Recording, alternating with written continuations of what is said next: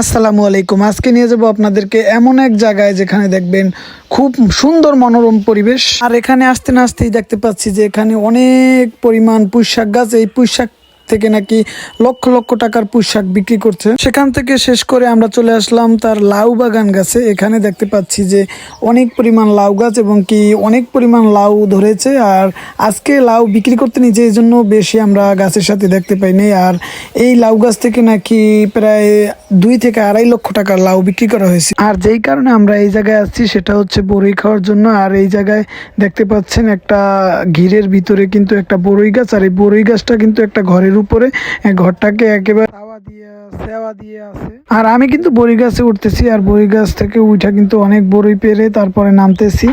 আর এখানে দেখতে পাচ্ছেন যে একটা বস্তার ভিতরে অনেক বড়ই। আর এই বড়িগুলোকে আমাকে ভাগাভাগি করে নিতে বলছিল স্যার, তো আমি আর বড়িগুলোকে নিতে চাচ্ছিলাম না, কারণ আমার বাসায় বড়ি কেউ খায় না, আমার মা বড়ি অত খায় না, এই জন্য আর আমি বড়ি আনি নেই।